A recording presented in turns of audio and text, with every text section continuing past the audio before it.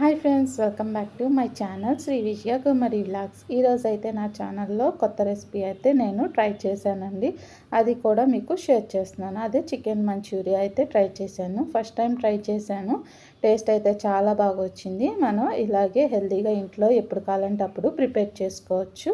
ముందుగా దానికోసం అయితే నేను ఫ్రెష్గా క్లీన్ చేసి పెట్టుకున్న బోన్లెస్ చికెన్ అయితే తీసుకున్నాను, 1/2 kg. దానిలో నాకు కావాల్సిన స్పైసెస్ అయితే తీసుకున్నాను. మీకు ఇంక ఎక్స్ట్రా ఏమన్నా స్పైసెస్ కావాలనుకుంటే అవి కూడా యాడ్ చేసుకోవచ్చు.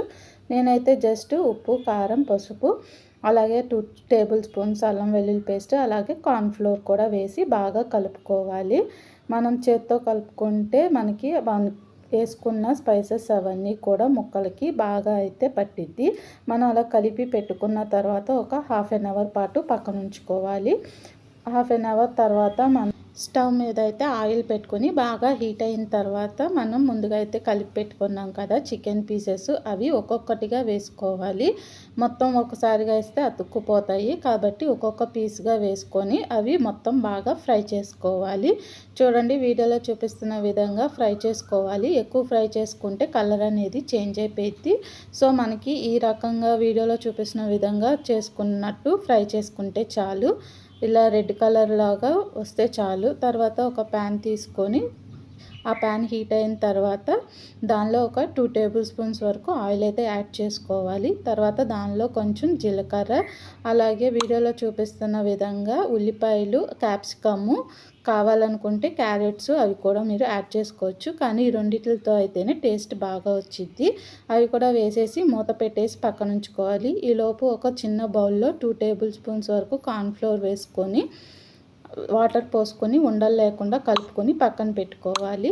తర్వాత మనకి ఈ ఉల్లిపాయలును అలాగే క్యాప్సికమ్ అనేది బాగా మగ్గిపోకూడదు. లైట్గా ఒక 2 మినిట్స్ అలా మగ్గితే మనకి చాలు. దానిలో కొంచెం అల్లం వెల్లుల్లి పేస్ట్ కూడా వేసి మనం ముందుగా అయితే ఫ్రై చేసి పెట్టుకున్నాం కదా చికెన్ పీసెస్, అవి కూడా వేసేసుకొని బాగా కలుపుకోవాలి.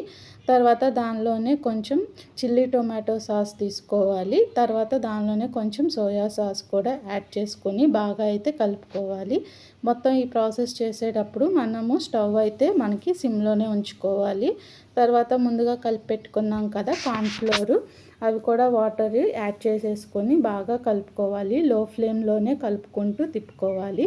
ఫైనల్గా అయితే మనకి కొత్తిమీరను అలాగే లెమన్ జ్యూస్ అన్నీ పిండేసుకొని ఒక సర్వింగ్ బౌల్లోకి తీసుకుంటే మనకి ఎంతో టేస్టీగా ఉండే చికెన్ మంచూరియా అయితే మనకి రెడీ అయిపోయింది. ఈ రకంగా ప్రిపేర్ చేసుకుంటే మనం స్ట్రీట్ స్టైల్ లాగానే ఇంట్లో ఎంజాయ్ చేస్తూ ఈజీగా తినొచ్చు. అలాగే పిల్లలకు కూడా ఎటువంటి ఇబ్బంది లేకుండా పెట్టొచ్చు. బయట ఎక్కువ మసాలాలు యాడ్ చేసి బయటవి తిని హెల్త్లు పాడు చేసుకునే కన్నా ఇంట్లో ఇలా ఎప్పుడు కావాలంటే అప్పుడు ఈజీగా ప్రిపేర్ చేసుకోవచ్చు. ఫైనల్గా అయితే నేను చేసిన చికెన్ మంచూరియా అయితే రెడీ అయిపోయింది. చూడండి, టేస్టీగా సూపర్గా కలర్ఫుల్గా ఉంది కదా. మా పిల్లలు కూడా చాలా బాగా ఎంజాయ్ చేస్తూ తిన్నారు. అలాగే చాలా బాగుందని చెప్పారు. మనం ఎప్పుడు కావాలంటే అప్పుడు ఇలాగే ఇంట్లో ప్రిపేర్ చేసుకొని పిల్లలకి పెట్టుకుంటే వాళ్ళకి హెల్త్కి కూడా చాలా మంచిదండి. ఇలాంటి రెసిపీస్, హెల్తీ రెసిపీస్ కోసం నా ఛానల్ని ఫాలో చేయండి. అలాగే మీకు ఇంకేమన్నా డౌట్స్ ఉంటే నాకు కామెంట్ బాక్స్లో కామెంట్ చెప్పండి. అలాగే నా ఛానల్ని లైక్, షేర్ అండ్ సబ్స్క్రైబ్ చేసుకోండి. ఇలాంటి వీడియోస్ కోసం నా ఛానల్ని ఫాలో అవ్వండి. Thank you for watching.